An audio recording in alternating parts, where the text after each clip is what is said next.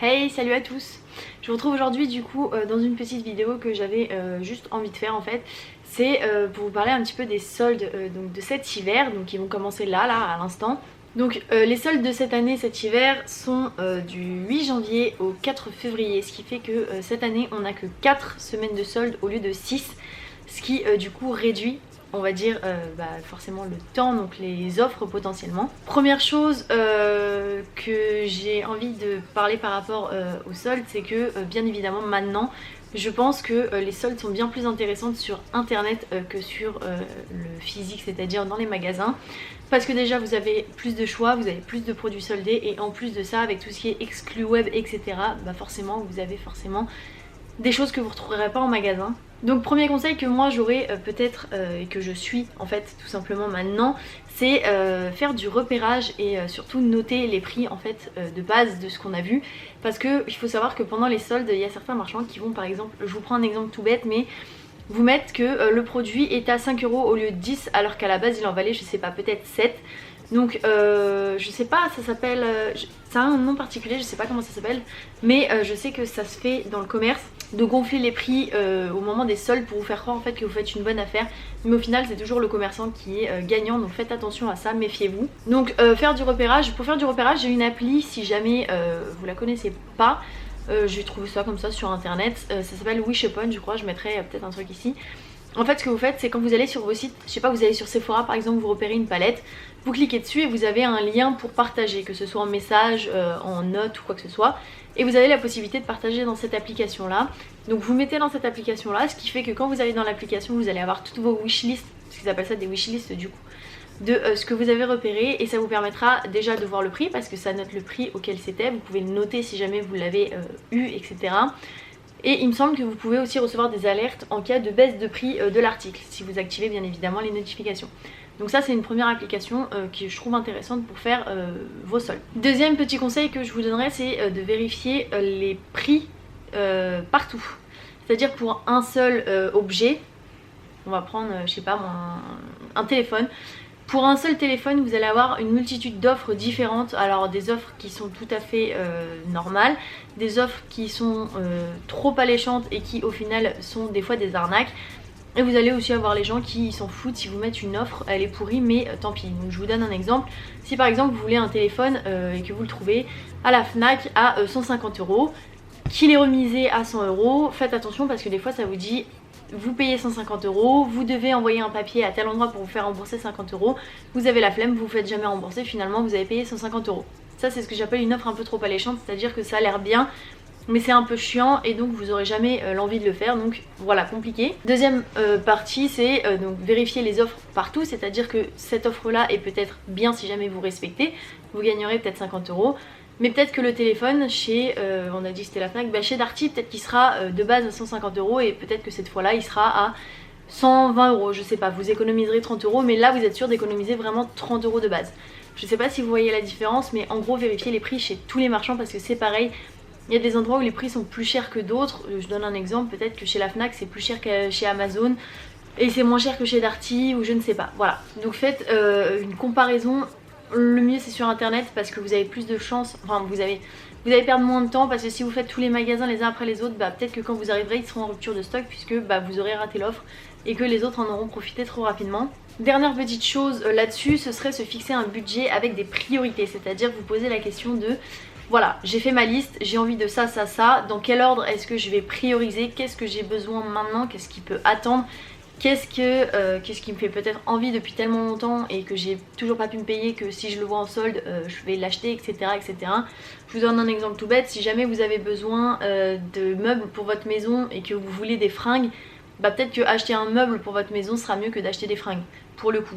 Après si chacun a ses priorités j'ai envie de dire, donc si vous préférez vous acheter des fringues et payer vos meubles plein pot, c'est vous que ça regarde, mais faites des priorités et surtout fixez-vous un budget. Le budget c'est très important, les soldes on sait tous comment ça finit, finalement on devait payer 200 € de solde, on finit avec 600 parce qu'on n'a rien pris en solde. Voilà, donc un petit conseil aussi c'est éviter les produits non soldés.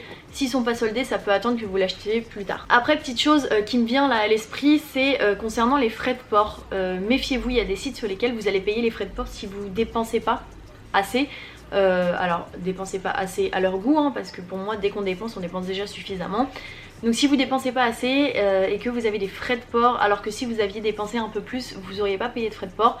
En fait, ce qu'il faut comprendre, c'est que par exemple pour une commande où vos frais de port sont gratuits pour 50 €, si vous achetez que 20 €, vous allez payer des frais de port des fois qui peuvent aller de 5, 10, dans des extrêmes 50 €, dans des extrêmes 15 €, et peut-être si vous achetez avec des frais de douane ou autre, vous allez payer très très cher. Si vous avez la possibilité de remplacer, on va dire, ces frais de port par des articles, je me comprends, c'est-à-dire que si par exemple vous en aviez pour, je sais pas moi, 45 €, que les frais de port sont à partir de 50 € offerts, bah plutôt que de payer 45 € plus 5 € de frais de port pour revenir à 50 €, payez-vous 45 €, trouvez une petite babiole à 5 € pour, histoire de ne pas perdre vos 5 € et d'avoir un article plutôt qu'une livraison en fait. Voilà, je sais pas si c'est très très clair.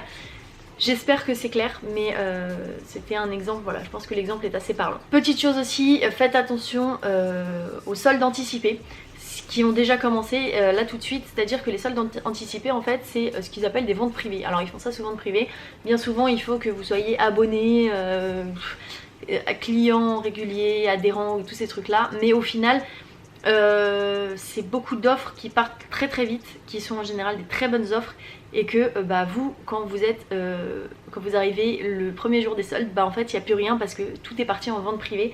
Alors certes des fois les ventes privées sont un peu moins intéressantes que les offres qui vont être faites par la suite, mais je vous donne un exemple. Sephora par exemple, ils vont solder une palette, je sais pas moi, Huda Beauty, ils vont la mettre à 25% en vente privée. Et vous vous dites, bah ouais, mais s'ils la mettent à 25% en vente privée, peut-être qu'elle sera moins chère encore en solde basique. Certes, c'est peut-être une solution, sauf que le problème c'est que tout le monde ne pense pas comme vous, ce qui fait que votre palette à moins 25%, que vous vouliez peut-être depuis un moment, que vous vouliez vous payer, que vous auriez pu vous payer à moins 25%, que vous voulez attendre qu'elle soit à 50%, le problème c'est que tout le monde l'aura payé à moins 25%, donc il n'y en aura plus en stock. Donc l'offre supérieure, en fait, vous la verrez jamais. Donc si je peux vous donner un conseil, c'est honnêtement, dès que vous voyez quelque chose dont vous avez vraiment envie, que vous avez éventuellement vraiment besoin également, n'hésitez pas, allez-y. Si c'est remisé, vous paierez toujours moins cher.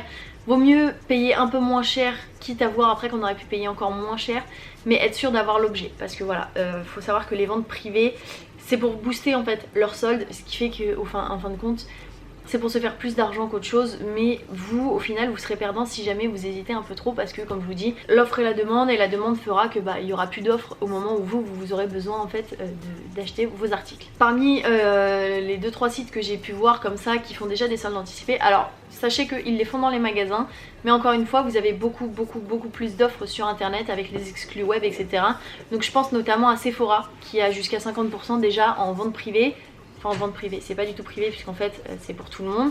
Ils appellent ça des ventes privées pour faire un petit peu style vous êtes exceptionnel, vous avez le droit à des offres, etc. Mais c'est pour tout le monde. Vous avez Asos également qui fait déjà du moins 50% sur certains articles. C'est toujours pareil, c'est sur une sélection que eux choisissent.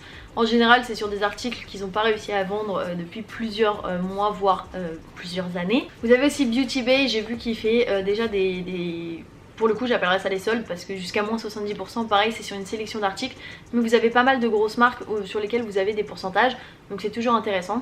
Ensuite, dernière petite chose, si jamais vous utilisez internet pour faire vos soldes, que vous faites vos soldes par internet, surtout pensez à tout ce qui est site de cashback, application de cashback, etc. Alors moi je dis ça mais je suis la première à oublier dès que je vais dessus, mais tentez.